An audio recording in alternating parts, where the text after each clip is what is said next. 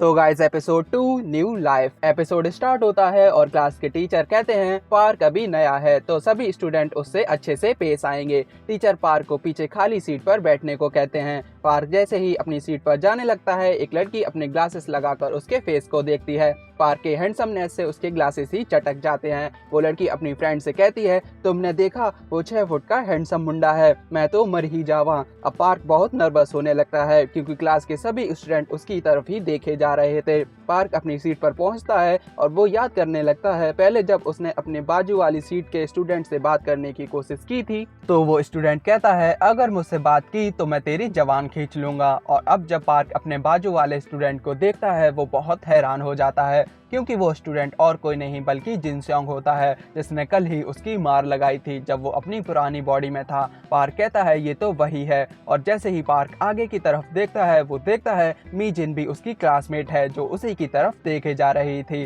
Park सोचने लगता है मैं तो बुरा फंस गया हूँ। तभी जिन स्योंग पार्क को बुलाकर कहता है हेलो मेरा नाम है जिन स्योंग। पार्क नर्वसनेस में कहता है हाँ हाय मैं हूँ पार्क ह्योन सुक। अब पार्क अंदर ही अंदर खुश होने लगता है क्योंकि जिन स्योंग उसकी इस बॉडी को नहीं पहचानता था। और फिर हम दूसरी लड़की को देखते हैं जो पार्क को देखकर अपने मेकअप और कपड़े ठीक करके सीधा उसके पास आ जाती है और कहती है तुम्हारा नाम पार्क ह्योन सुक है ना, मेरा नाम है हान्यूल, तुमसे मिलकर अच्छा लगा। हान्यूल को अपने इतने पास देखकर पार्क शर्माने लगता है। उस लड़की को पार्क के पास देखकर फ्रंट बेंच की लड़कियां कहती हैं मुझे तो पता ही था वो ऐसा कुछ करेगी। जैसे ही कोई हैंडसम लड़का देखा सीधा उसे चिपक कर फ्लर्ट करने लगी। हान्यूल पार्क से कहती है तुम्हारे फेस पर कुछ लगा है। पार्क कहता है कहाँ। हान्यूल बोलती है अरे ये तो तुम्हारी हैंडसमनेस है। तभी जिन स्योंग कहता है अपनी फ्लर्टिंग बंद करो और जाकर सीट पर बैठ जाओ, तुम्हें ऐसा करता देख मुझे अजीब लग रहा है। हान्यूल भड़कते हुए जिन स्योंग को देखने लगती है लेकिन जैसे ही पार्क उसकी तरफ देखता है वो एक्टिंग करने लगती है और कहती है जिन स्योंग तुम मुझसे ऐसे बात क्यों कर रहे हो, मुझे डर लग रहा है। जिन स्योंग कहता है तुम इतना अजीब बिहेव क्यों कर रही हो हान्यूल। जिन स्योंग बोलता है सभी लड़कियां ऐसी ही होती हैं। तभी उसे याद आता है कहीं मीजिन भी तो और वो फटाक से मीजिन की तरफ देखता है जहां वो देखता है मीजिन के चीक्स भी रेड हो रखे हैं और वो पार्क को ही देखे जा रही है। जिन स्योंग रोते हुए कहता है मीजिन तुम भी, और फिर जिन स्योंग पार्क से जलने लगता है। इसके बाद क्लास की बेल बजती है और हम स्कूल के कैफेटेरिया का सीन देखते हैं जहां सभी स्टूडेंट लंच कर रहे थे और उसी वक्त कैफेटेरिया में एंट्री होती है पार्क ह्योन सुक की और वो एक बार फिर से सभी लड़कियों में अपना जलवा बिखेर देता है और वो उसी के बारे में बात करने लगती हैं। पार्क स्कूल में नया था तो वो चारों तरफ देखने लगता है। तभी अचानक से हान्यूल वहां आ जाती है और पार्क को सब बताने लगती है और कहती है यहाँ हर क्लास की एक खासियत है, ये स्टूडेंट फिजिकल एजुकेशन के हैं और वो स्टूडेंट वोकल डांस क्लास के और आखिर में ये स्टूडेंट एस्थेटिक क्लासेस के हैं। हान्यूल पार्क से कहती है वैसे मुझे तुमसे पूछना था तुमने फैशन मेजर की क्लासेस को ही क्यों ज्वाइन किया। तभी हम पास्ट का सीन देखते हैं जब पार्क की मॉम टीचर से ट्रांसफर की बात करने आई थी। टीचर पार्क की मॉम को बताते हैं पार्क के जितने ग्रेड्स हैं वो उस हिसाब से फैशन डिजाइन की क्लासेस में ही अप्लाई कर सकता है और वो बताते हैं जेवॉन हाई एक वोकेशनल स्कूल है जो स्टूडेंट्स को स्पेशल ट्रेनिंग कराता है जिससे वो ग्रेजुएशन के बाद ही जॉब्स पा सकते हैं और यही रियल रीजन था पार्क के फैशन डिजाइन क्लास को ज्वाइन करने का। लेकिन पार्क हान्यूल को बताता है उसने सोचा उसे फैशन डिजाइन करने में मजे आएंगे। हान्यूल पार्क से पूछती है तो तुम्हें हमारा स्कूल कैसा लगा। पार्क कहता है ये स्कूल बेस्ट है। इसी वक्त पार्क के मन की बात बाहर आ जाती है और वो बोल पड़ता है ये स्कूल अच्छा है क्योंकि अब कोई मुझे लंच लेने के लिए वेट नहीं कराता। तभी पार्क को याद आता है उसे ये नहीं बोलना था। हान्यूल कहती है हाँ क्या मतलब। पार्क कहता है नहीं कुछ नहीं, मैं तो कह रहा था ये स्कूल ग्रेट है बस। वहीं दूसरी तरफ पार्क को सारा अटेंशन ले जाते देख जिन स्योंग अंदर ही अंदर चिढ़ने लगता है। इसके बाद हम क्लास का सीन देखते हैं जहां पार्क बहुत थका हुआ फील करता है। पार्क कहता है लगता है कल मैंने कुछ ज्यादा ही कर लिया। और फिर हम कल का सीन देखते हैं जहां हम पार्क को देखते हैं जो अपनी न्यू बॉडी के साथ यूज्ड टू होने की प्रैक्टिस करता है। पार्क अपनी न्यू बॉडी के साथ चलने की प्रैक्टिस करने लगता है।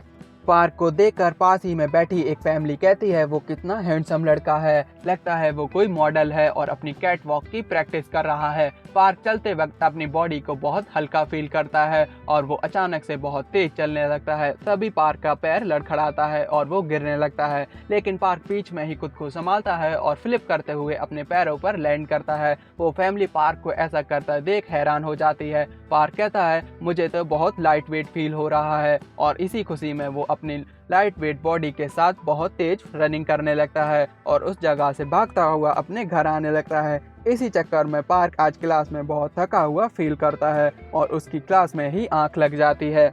अब जैसे ही पार्क की आंख खुलती है, वो देखता है वो अपनी पुरानी बॉडी में है। पार्क बोलता है, ये तो बिल्कुल भी ठीक नहीं है, मैं अपनी न्यू बॉडी में सो गया हूँ, मुझे जल्दी से अपनी इस बॉडी में सोना होगा ताकि अपनी न्यू बॉडी में वापस जा सकूं। पार्क सोने की काफी कोशिश करता है, लेकिन वो सो नहीं पाता क्योंकि उसकी ये बॉडी सारे दिन से सोई हुई थी। पार्क बोलता है, मैं अपनी न्यू बॉडी में तब तक नहीं जाग सकता जब तक ये बॉडी सो नहीं जाती, मुझे कुछ भी करके सोना ही होगा। तभी हान्युल आकर बोलती है, पीकाबू, और पार्क चिल्लाते हुए अपनी न्यू बॉडी में जाग जाता है। पार्क के चिल्लाने की वजह से हान्युल डर जाती है और बोलती है, फक पार्क, तुमने मुझे डरा दिया। पार्क सोचने लगता है, क्या उसने मुझे उठाया है? हान्युल कहती है, क्लास खत्म हो गई थी और तुम फिर भी सो रहे थे, तो मैंने सोचा मैं तुम्हें उठा दूं। पार्क कहता है, ओ हान्युल, तुम्हारा बहुत शुक्रिया जो तुमने मुझे उठा दिया। और तब जाकर पार्क चैन की सांस लेता है। अब अगले सीन में हम एक स्टोर को देखते हैं और स्टोर का ओनर मोटे पार्क से कहता है, क्या तुम सच में नाइट शिफ्ट में स्टोर को संभाल सकते हो? पार्क कहता है, हाँ सर, नाइट शिफ्ट में मैं स्टोर को संभाल सकता हूँ क्योंकि मैं दिन में सोता हूँ। ओनर उससे कहता है, पर तुमने तो कहा था तुम स्टूडेंट हो, इसका मतलब तुम क्लास के टाइम पर सोते हो, ये तो गलत बात है। और फिर हम देखते हैं मोटे पार्क की यहाँ काम करने की वजह क्या है। जब हैंडसम पार्क स्टोर के पास से गुजर रहा था तो वो स्टोर के गेट पर लगे नोटिस को पढ़ता है, जिसमें लिखा था उन्हें एक पार्ट टाइम वर्कर की जरूरत है जो नाइट शिफ्ट में शाम 9 बजे से सुबह 6 बजे तक स्टोर को संभाल सके। तब हैंडसम पार्क स्टोर के ओनर से बात करने जाता है और उनसे पूछता है, हेलो सर, क्या आप अभी भी पार्ट टाइम वर्कर को ढूंढ रहे हैं? ओनर जैसे ही इतने हैंडसम लड़के को देखते हैं, उनके होश उड़ जाते हैं और वो सोचकर मन ही मन में कहते हैं, super handsome part time worker अगर मेरी स्टोर पर रहेगा तो मेरी शॉप पर फीमेल्स कस्टमर की भीड़ ही भीड़ होगी और पैसा बरसेगा। ओनर पार्क से बिना कोई सवाल किए कहते हैं, मैं तुम्हें काम पर रखता हूं, तुम चाहो तो आज रात से ही काम पर आ सकते हो। देखकर लगता है तुम कोई हाई स्कूल स्टूडेंट हो और तुम्हें कितने पैसे चाहिए, मैं जितना हो सकता है तुम्हें पे करने को तैयार हूं, तो ये लो जैकेट और काम पर लग जाओ। तभी पार्क बोलता है, माफ करना सर, लेकिन ये जॉब मुझे मेरे लिए नहीं मेरे दोस्त के लिए चाहिए। और तब मोटा पार्क स्टोर पर पहुंचता है। मोटे पार्क को देखकर ओनर के सारे सपने टूट जाते हैं और उनका मूड ऑफ हो जाता है। ओनर बोलते हैं, अच्छा तो तुम हैंडसम लड़के के दोस्त हो, मुझे माफ करना, लेकिन मैं ये जॉब तुम्हें नहीं दे सकता। पार्क बोलता है, लेकिन क्यों सर? ओनर कहते हैं, क्योंकि मुझे नहीं लगता मुझे एक हाई स्कूल स्टूडेंट को काम पर रखना चाहिए। पार्क कहता है, पर सर आपने मेरे दोस्त से तो कहा था वो आज रात से ही जॉब पर आ सकता है। ओनर कहता है, हाँ, लेकिन जब मैंने इस बारे में सोचा तो मुझे लगा तुम्हारे जैसा स्टूडेंट सिगरेट ब्रांड्स के बारे में क्या ही जानता होगा, है ना, इसलिए मैं तुम्हें जॉब पर नहीं रख सकता। तब पार्क सिगरेट ब्रांड्स के नाम बोलने लगता है, मेंथोल, कैरेमल, एससी, मालब्रू, डानहिल, सिगार 77, और यहाँ सीन हो जाता है park rocks owner socks. Park को इन सिगरेट ब्रांड्स के बारे में इसलिए पता था क्योंकि उसके पुराने स्कूल के बुलिस उससे सिगरेट्स मंगाया करते थे। तब मजबूर होकर ओनर पार्क को कम सैलरी में जॉब पर रख लेते हैं और पार्क को उसके नाम का बैच देते हैं और जाते वक्त कहते हैं, तुम चाहो तो कभी कभार अपने हैंडसम फ्रेंड को यहाँ ला सकते हो। स्टोर से बाहर आकर ओनर पार्क को हिताश होकर देखते हैं और अपने सपनों को सीने में दबाकर ही वहां से चले जाते हैं। पार्क को जॉब मिल जाती है और वो खुश होकर कहता है, अब इस जॉब से मैं अपना खर्चा उठा सकता हूँ। अब पार्क एक पेपर पर जितना अपनी दोनों बॉडीज के बारे में जानता है वो लिखने लगता है और बोलता है, जब मैं अपनी ओल्ड बॉडी में होता हूँ तो मेरी न्यू बॉडी सो रही होती है और जब मैं अपनी ओल्ड बॉडी में सोता हूँ तो मेरी न्यू बॉडी जाग जाती है और जो बॉडी सो रही होती है वो खुद से नहीं जाग सकती, लेकिन अगर कोई दूसरा उसे उठाए तो वो जाग सकती है। ये सब लिखने के बाद पार्क को भूख लगती है और वो कहता है, भले ही मैं एक ही इंसान हूँ लेकिन मेरी दोनों बॉडीज को भूख लगती है और इस हिसाब से मेरे खाने का खर्चा डबल हो गया है। तभी स्टोर का डोर ओपन होता है और 3 लड़के अंदर आते हैं। पार्क जैसे ही देखता है वो उन्हें पहचान लेता है, ये लोग तो उसी के क्लास के स्टूडेंट हैं। एक लड़का पार्क से सिगरेट के 4 पैक मांगता है। पार्क सिगरेट देने से पहले उसे अपनी आईडी दिखाने को बोलता है। वो लड़का पार्क को आईडी दिखाता है जो कि उसकी थी ही नहीं। पार्क कहता है, सर मुझे माफ करना, लेकिन ये आईडी आपकी नहीं है तो मैं आपको सिगरेट नहीं दे सकता हूँ। वो लड़का कहता है, मैंने तुम्हें आईडी दिखाई है ना, तो क्या प्रॉब्लम है? पार्क कहता है, सर मैं सिगरेट नहीं दे सकता, अगर ओनर को पता चला तो वो मुझे जॉब से निकाल देंगे। तभी स्टोर के अंदर एक और लड़का आता है जो कहता है अगर यहाँ बात नहीं बन रही तो चलो हम कहीं और देखते हैं। और हम देखते हैं वो लड़का और कोई नहीं बल्कि जिनसोंग होता है। जिनसोंग जैसे ही काउंटर पर पार्क को देखता है वो कहता है अरे वाह देखो तो सही यहाँ कौन है। और फिर जिनसोंग जाकर स्टोर से बहुत सारी चीज़ों को काउंटर पर ला कर रखता है और कहता है मैं ये सब कुछ ले रहा हूँ। जिनसोंग पार्क से कहता है अगर तुम चाहते हो तुमने जो पहले किया था वो मैं भूल जाऊँ तो तुम्हें इन सारी चीज़ों के लिए पे करना होगा। तो क्या तुम समझौता करना चाहते हो? तभी जिनसोंग पार्क के बैच पर लिखे नाम को पढ़ता है जिस पर लिखा था पार्क योन-सुक और उसे अपने क्लास के पार्क योन-सुक की याद आती है जहाँ कैसे मीजिन उसे ही देखे जा रही थी और उसका मूड गर्म हो जाता है। जिनसोंग कहता है तो तेरा नाम भी पार्क योन-सुक है पर तू तो उसके जैसा बिल्कुल नहीं लगता, लेकिन तुम दोनों में एक बात कॉमन जरूर है, तुम दोनों ने ही मीजिन पर लाइन मारने की कोशिश की थी। समझौता गया भाड़ में। और जिनसोंग पार्क के मुंह पर एक पंच रख देता है और हैंडसम पार्क की सारी गुस्सा मोटे पार्क को मारते हुए निकालने लगता है। इसके बाद हम देखते हैं पार्क का फेस पूरी तरह से सूजा हुआ था और एक लड़का उसकी पैंट उतरवा कर उसकी नेकेड फोटोज क्लिक कर लेता है और कहता है मुझे ये करना पसंद तो नहीं है और मेरी तुमसे कोई दुश्मनी भी नहीं है दोस्त, ये फोटोज तो मैंने सिर्फ इसलिए क्लिक की हैं, अगर तुम पुलिस के पास जाने की कोशिश करते हो तो हम ये फोटोज वायरल कर देंगे। तो ठीक है अब हम चलते हैं। अब पार्क अंदर से पूरी तरह से टूट जाता है और रोने लगता है।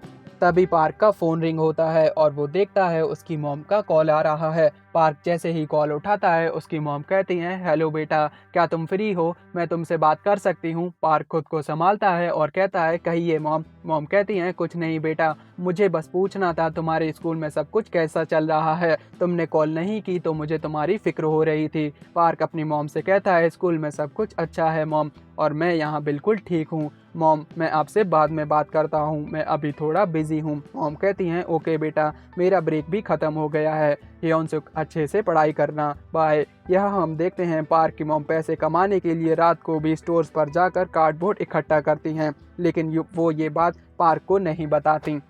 इसके बाद हम अगली सुबह का सीन देखते हैं जहां पार्क अपनी हैंडसम बॉडी में क्लास में एंटर करता है। मीजिन पार्क को हाय बोलती है, पार्क भी मीजिन को हाय बोलता है और अपनी सीट पर बैग रखने लगता है। तभी हानुल पार्क के पास आकर कहती है पार्क जल्दी इधर आओ, वो लोग कुछ फनी चीज दिखा रहे हैं। वो लड़के बोलते हैं कल रात हमने कुछ फोटोज क्लिक की थी। हानुल पूछती है कैसी फोटोज? वो लड़के कहते हैं ये एक लड़के की नेकेड फोटोज हैं जिसे जिनसोंग ने कल रात मारा था। वो फोटोज किसी और की नहीं बल्कि मोटे पार्क के ही होते हैं। वो लड़के बातें करने लगते हैं कल रात अचानक से जिनसोंग ने उस सुअर जैसे लड़के को मारना स्टार्ट कर दिया था और हमने उसके ऐसे फोटोज क्लिक कर लिए ताकि वो किसी के सामने अपना मुंह ना खोल पाए। ये सारी बातें सुनकर पार्क को गुस्सा आने लगता है। वो लड़के कहते हैं जिनसोंग के पंचेस इतने फास्ट थे कि मैं तो उन्हें देख भी नहीं पाया। जिनसोंग कहता है गाइस मैं एक बॉक्सर हूँ, मेरे लिए फास्ट पंचेस मारना कोई बड़ी बात नहीं है। तभी वो लड़का कहता है मैं दावे से कह सकता हूँ वो सुअर के पेरेंट्स भी उसी की तरह सुअर ही होंगे, तभी तो उन्होंने एक सुअर को पैदा किया। ये कहकर वो लोग हंसने लगते हैं। पार्क जैसे ही ये बात सुनता है उसे अपनी मॉम का फेस याद आने लगता है, लेकिन वो लड़के यहाँ ही नहीं रुकते और कहते हैं मुझे लगता है उसकी मॉम जरूर उसे जन्म देने के बाद डाइटिंग पर गई होंगी ताकि उसके जैसा एक और सुअर ना पैदा हो जाए। ये बात सुनते ही पार्क बोलता है तुम लोगों को उसकी मॉम को बीच में नहीं लाना चाहिए। पार्क की ये बात सुनकर सभी स्टूडेंट उसी की तरफ देखने लगते हैं। जिनसोंग मीजिन की तरफ देखता है जो पार्क को ही देखे जा रही थी, जिससे जिनसोंग को बहुत तेज गुस्सा आने लगता है। जिनसोंग पार्क से कहता है तुम्हें क्या लगता है तुम बहुत फनी हो और उससे फाइट करने के लिए रेडी हो जाता है। क्लास के बाहर सभी स्टूडेंट्स में यह बात फैल जाती है, फैशन डिजाइन के स्टूडेंट्स आपस में फाइट कर रहे हैं और वो सभी स्टूडेंट्स इकट्ठा हो जाते हैं। जिनसोंग पार्क से फाइट करने के लिए अपने फाइटिंग पोज में आ जाता है। पार्क जिनसोंग को समझाते हुए कहता है मेरा तुमसे फाइट स्टार्ट करने का कोई इरादा नहीं था। जिनसोंग कहता है हाँ मुझे पता है, मैं देख सकता हूँ तुम्हारा फाइटिंग पोज ही कितना बकवास है। तभी मीजिन कहती है जिनसोंग लड़ने की कोई जरूरत नहीं है और ये कहकर फिर से पार्क को देखने लगती है और फिर तो जिनसोंग और चिढ़ जाता है और पार्क को पंच मारने पड़ता है, लेकिन तभी एक स्टूडेंट जिनसोंग का हाथ पकड़ लेता है। उस स्टूडेंट को जिनसोंग का हाथ पकड़े देख वो सभी स्टूडेंट्स कहने लगते हैं क्या वो भी इस सब में इन्वॉल्व है। जिनसोंग कहता है होंगजेओल अच्छा रहेगा तुम मेरा हाथ छोड़ दो और झटका मारकर जिनसोंग अपना हाथ छुड़ा लेता है और सीधा पार्क के फेस पर पंच मारने पड़ता है। इसी वक्त हम एक फ्लैशबैक देखते हैं जब वो स्टूडेंट्स कह रहे थे जिनसोंग के पंच इतने फास्ट हैं कि कोई उन्हें देख भी नहीं सकता। तभी पार्क कहता है मैं उसके पंचेस को देख सकता हूँ क्योंकि जब मैं छोटा था तब से पिटता आ रहा हूँ जिससे मुझे फास्ट पंचेस दिखने लग गए थे, लेकिन उनसे बचने के लिए मेरी बॉडी इतनी फास्ट रिएक्ट नहीं कर पाती थी। लेकिन अब जब तभी पार्क जिनसोंग के पंच को डॉज कर देता है, जिसे देखकर सभी के होश उड़ जाते हैं, क्योंकि आज से पहले क्लास में कोई जिनसोंग के पंच को डॉज नहीं कर पाया था। सभी स्टूडेंट हैरानी से कहते हैं उसने ये कैसे किया, यहाँ तक कि जिनसोंग खुद ये नहीं समझ पाता। और फिर जिनसोंग गुस्से में बार बार पार्क पर पंच करने लगता है, लेकिन पार्क पीछे हटकर उसके हर एक पंच को डॉज करने लगता है और फिर पार्क के पास पीछे हटने की जगह नहीं बचती और वो फंस जाता है। और तभी जिनसोंग अपनी पूरी ताकत से पार्क के फेस पर पंच मारने जाता है, पर पार्क उसके पंच को अपने हाथों से ब्लॉक कर देता है। और अब तो जिनसोंग खुद भी ये कहने लगता है, इतने पास से भी उसने मेरे पंच को देखते हुए ब्लॉक कर दिया, लेकिन कैसे। जिनसोंग कहता है, मैं यकीन से कह सकता हूँ ये बंदा जरूर बॉक्सिंग जानता है। तभी हम पार्क को देखते हैं जो अंदर से बहुत डरा हुआ था और कहता है, मैं अब क्या करूँ, उसके पंचेस को डॉज करना कठिन होता जा रहा है, अगर ऐसा ही रहा तो मैं जरूर पिटने वाला हूँ। सभी स्टूडेंट उन दोनों को लड़ता देख उनकी वीडियोस और फोटोज लेने लगते हैं। उसी वक्त पार्क को अपनी पिटाई और उसकी मॉम के बारे में जो बात उन लोगों ने की थी वो याद आती हैं, जिससे पार्क को बहुत गुस्सा आने लगता है। तभी जैसे ही जिनसोंग पार्क को पंच मारने पड़ता है, उसे अपने बुली की बात याद आती है, जिसने कहा था जब भी सामने वाले को हिट करो तो उसके आंतों पे हिट करो, जिससे सामने वाला सीधा नॉक हो जाता है। यही बात याद करते हुए जिनसोंग पार्क के पंच को डॉज करके सीधा उसके पेट में एक जोरदार पंच रख देता है, जिससे जिनसोंग अपने घुटनों पर आ जाता है। सभी स्टूडेंट कहने लगते हैं उसने एक ही हिट में जिनसोंग को नॉक कर दिया, ये तो बहुत कूल है। जिनसोंग कहता है ये बहुत एम्बैरेसिंग है, मीजिन ने मुझे पिटते हुए देख लिया। पार्क सोचने लगता है और कहता है, क्या मैंने सच में उसे इतना हार्ड पंच मार दिया। इसके बाद हम वोकल डांस क्लास का सीन देखते हैं, जहां दो लड़के अपने फ्रेंड को बताते हैं जिनसोंग एक ही पंच में नॉक हो गया और सभी को इस बारे में पता है। दूसरा लड़का कहता है, तो क्या हुआ, क्या वो स्टूडेंट मुझसे दिखने में अच्छा है, वो ट्रांसफर स्टूडेंट। और फिर हम आर्किटेक्चर क्लास का सीन देखते हैं, जहां पार्क ह्योन-सुक के बारे में ही बात हो रही थी। वो स्टूडेंट पूछता है, क्या वो लड़का गुड लुकिंग और पॉपुलर है, चलो उसे तोड़ते हैं। और यही हमारा सेकंड एपिसोड खत्म हो जाता है।